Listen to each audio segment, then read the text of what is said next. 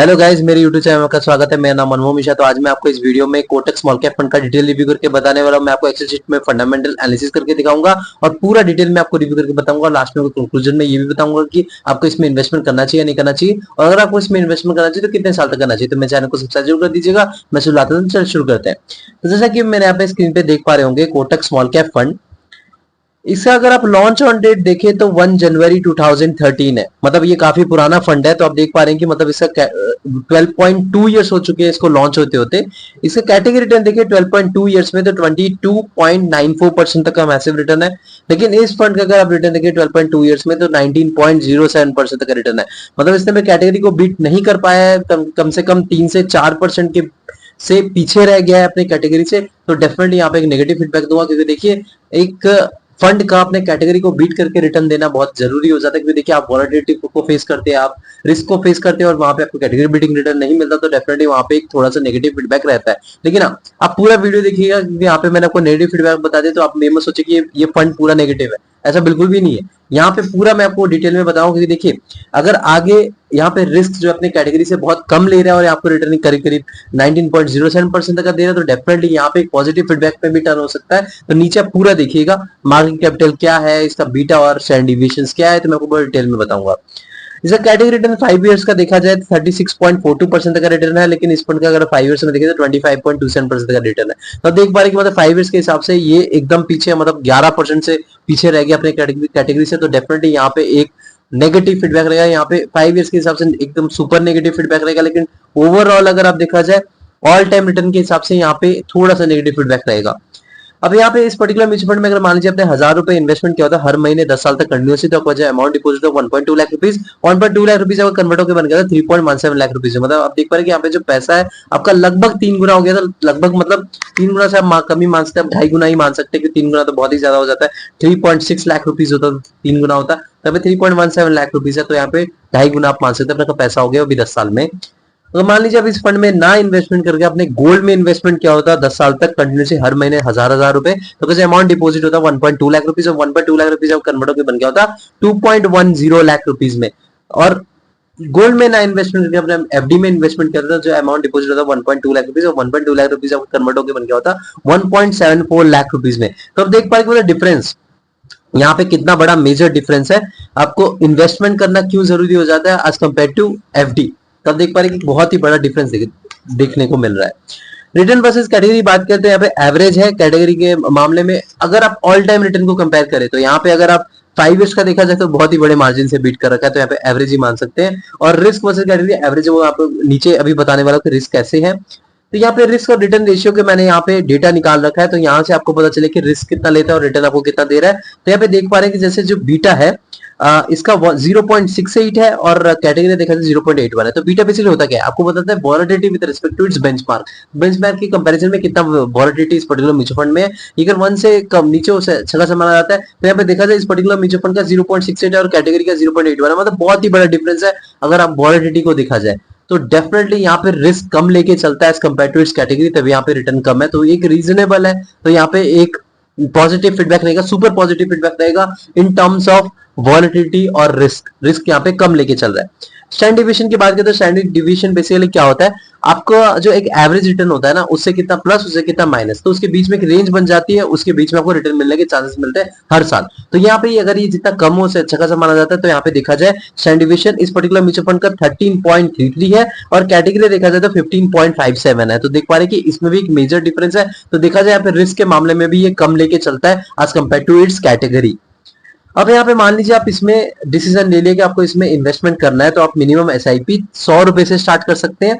और अगर आप वन टाइम इन्वेस्टमेंट कर लमसम करना चाहते हैं 100 रुपए से कर सकते हो। एक पॉजिटिव फीडबैक रहेगा, क्योंकि यहाँ पे देखिए आजकल स्टूडेंट लोग भी इन्वेस्टमेंट कर रहे हैं, तो 100 रुपए से एकदम बढ़िया है उनके लिए भी, एकदम प्रेशराइज फील नहीं करेंगे और बोलेंगे यार यहाँ पे इन्वेस्टमेंट अपना स्टार्ट कर सकते हैं। अब यहाँ पे लॉक इन पीरियड की बात करें तो कोई भी लॉक इन पीरियड नहीं, कभी भी यहाँ पे आप इन्वेस्टमेंट कर सकते हैं, कभी भी यहाँ से आप एग्जिट मार सकते हैं। अब एम साइज का फुल फॉर्म होता है एसेट अंडर मैनेजमेंट। तो एसेट अंडर मैनेजमेंट बेसिकली बताता है आपका इस पर्टिकुलर म्यूचुअल में कितना पैसा इन्वेस्टेड है। तो यहाँ पे अगर मान लीजिए आपका एम साइज ज्यादा है वो अच्छा नहीं होता, अगर एम साइज कम है वो भी अच्छा नहीं होता। तो इसे पता कैसे करते हैं कि अच्छा कितना एम साइज है। तो मान लीजिए अगर आपका फंड जो है 10 साल पुराना फंड है और 15 साल के पहले है, मतलब जैसे ये पर्टिकुलर म्यूचुअल फंड है तो आपका 10,000 करोड़ रुपीस ईयूएम से लेकर 30,000 करोड़ रुपीस के बीच में, तो उसे एक अच्छा खासा एम साइज माना जाता है। क्योंकि देखिए अगर एम साइज आपका ज्यादा हो जाता है ना तो वहाँ पे प्रॉब्लम क्या आती है, फंड मैनेजर को मैनेजमेंट में दिक्कत आती है। जैसे एग्जांपल ले लीजिए आपका Nippon India small cap fund हो गया, उसमें अगर आप देखेंगे जो बहुत ही ज्यादा पुराना फंड है और वहां पे अगर एम साइज देखेंगे तो 60,000 करोड़ रुपीस के आसपास है। अभी थोड़ा कम हो गया क्योंकि अभी जो मार्केट में थोड़ा बहुत करेक्शन आया है तो उसमें क्या कई सारे लोग एग्जिट मार लिए तो एम साइज थोड़ा कम हो गया है। तो इस लेकिन फिर भी अगर आप देखेंगे 55,000 करोड़ रुपीस के करीब करीब तो होगा ही। तो उसके बीच में अगर आप देखा जाए तो उसमें फंड मैनेजर को मैनेजमेंट करने में दिक्कत आती है, तो कई बार क्या करते हैं अपना एसआईपी बंद करवा देते हैं या लमसम बंद करवा देते हैं। तो ये थोड़ी बहुत छोटी मोटी प्रॉब्लम फेस करना पड़ता है।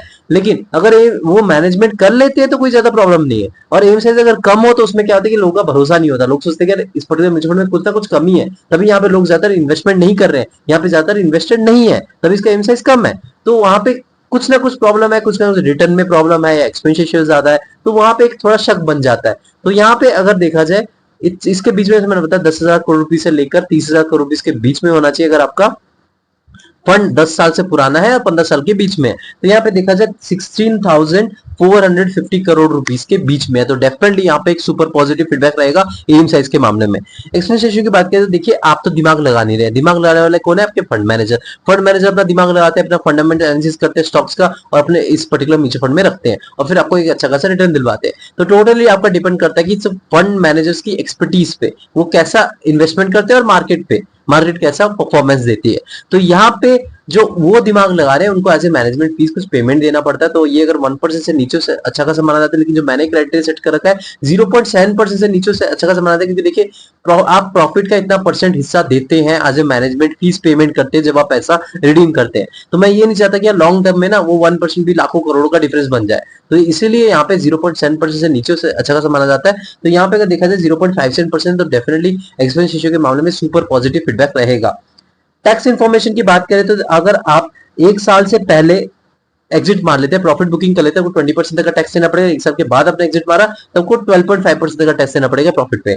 अगर मान लीजिए एक साल से पहले आपने एग्जिट मारा तो 1% तक एग्जिट लोड देना पड़ेगा। एक साल के बाद आपने एग्जिट मारा तो एग्जिट लोड देने की कोई जरूरत नहीं है।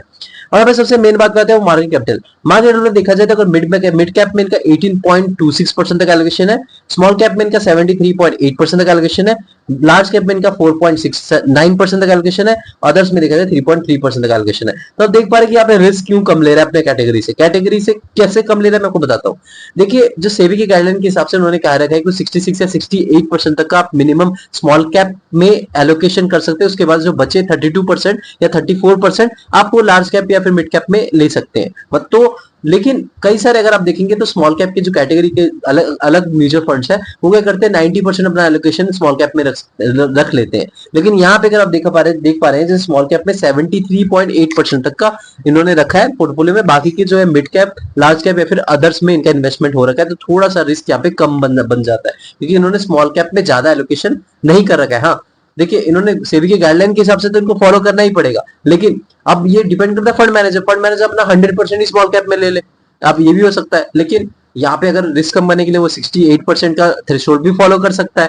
तो यहाँ पे देखा जाए तो उन्होंने प्रॉपर थ्रेशोल्ड फॉलो करके ही इन्होंने रिस्क को थोड़ा बहुत कम करने के लिए मिड कैप और स्मॉल कैप, मिड कैप और लार्ज कैप और अदर्स में जो डेप्थ के फॉर्म में इन्होंने इन्वेस्टमेंट कर रखा है। तो यहाँ पे रिस्क को कम करने के लिए थोड़ी कोशिश की गई है, लेकिन यहाँ पे मैं एकदम न्यूट्रल सा फीडबैक दूंगा क्योंकि देखिए ये मिड कैप की जगह लार्ज कैप में थोड़ा और एलोकेशन बढ़ा सकते थे, रिस्क और थोड़ा कम हो सकता था, लेकिन यहाँ पे नहीं हुआ है। मिड कैप में इनका थोड़ा ज्यादा एलोकेशन हो रखा है तो यहाँ पे डेफिनेटली रिस्क थोड़ा बहुत बना रहेगा। स्मॉल कैप डेफिनेटली रिस्की रहेगा, लेकिन यहाँ पे जो एलोकेशन है मार्केट कैपिटल से थोड़ा बहुत इंपैक्ट पड़ जाता है। तो यहाँ पे ना तो मैं पॉजिटिव फीडबैक दूंगा ना तो मैं नेगेटिव फीडबैक दूंगा, एकदम एवरेज सा फीडबैक दूंगा मार्केट कैपिटल के मामले में।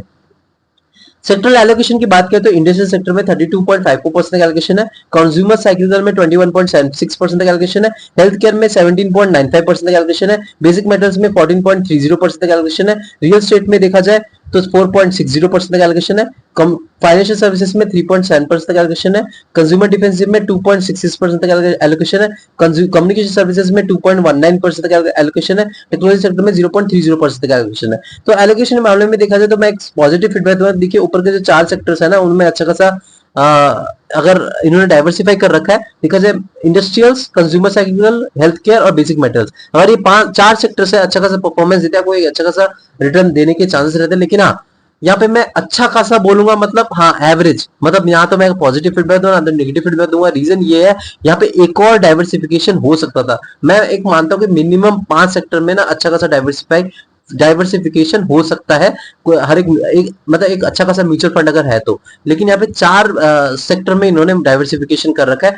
5वें में अगर देखा जाए, बाकी में इन्होंने 4%, 3%, 2% का एलोकेशन है। तो यहाँ पे थोड़ा और डाइवर्सिफिकेशन हो सकता है, थोड़ा सा। तो इसलिए मैं यहाँ पे ना तो पॉजिटिव डाइवर्सिफिकेशन कर रखा है, अभी मुझसे बिल्कुल भी नहीं कर रखा है, कर रखा है, लेकिन थोड़ा और हो सकता था, थोड़ा अच्छा बेहतर रहता कि हाँ डाइवर्सिफाई हो रखा है। ओवर डाइवर्सिफाई से भी बचना जरूरी होता है, लेकिन यहाँ पे एक और हो सकता था। तो उस मामले में यहाँ पे एक न्यूट्रल सा फीडबैक दूंगा, ना तो पॉजिटिव ना तो नेगेटिव।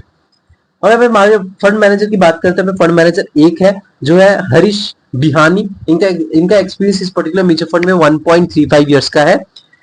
तो मैं फंड मैनेजर के मामले में, एक फंड मैनेजर है तो यहाँ पे नेगेटिव फीडबैक दूंगा, क्योंकि देखिए अगर आपका यहाँ पे एवीएम साइज इतना ज्यादा है 16,450 करोड़, मिनिमम यार 2 फंड मैनेजर तो रखना चाहिए यहाँ पे, लेकिन एक ही फंड मैनेजर रख रखा है। तो डेफिनेटली यहाँ पे मैं एक फंड मैनेजर के मामले में थोड़ा सा नेगेटिव फीडबैक दूंगा। इनका एक्सपीरियंस भी थोड़ा सा कम है इस पर्टिकुलर म्यूचुअल फंड में, तो मैं डेफिनेटली यहाँ पे कुछ ज्यादा अच्छा नहीं दूंगा, क्योंकि देखिए इन्होंने 1.35 ईयर्स इस पर्टिकुलर म्यूचुअल फंड में काम कर रखा है। और आप देखिए पास्ट के जो 4-5 साल के रिटर्न है वो भी कुछ खास नहीं है कंपेयर टू इट्स कैटेगरी।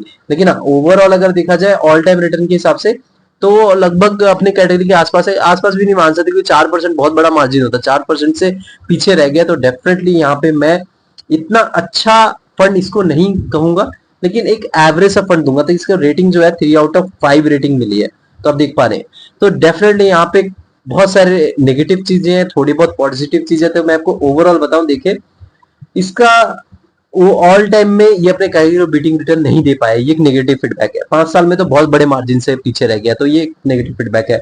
उसके बाद देखा जाए तो इसने बड़े मार्जिन से पीछे रह गया, मतलब पीछे है रिस्क के मामले में, तो ये एक पॉजिटिव फीडबैक रहेगा, सुपर पॉजिटिव फीडबैक रहेगा, क्योंकि आप डिफरेंस देख पा रहे 0.68 है बीटा, और कैटेगरी का 0.81 है, तो बहुत बड़े मार्जिन से पीछे है। तो मतलब रिस्क ये कम लेके चल रहा है, तो ये पॉजिटिव फीडबैक रहेगा।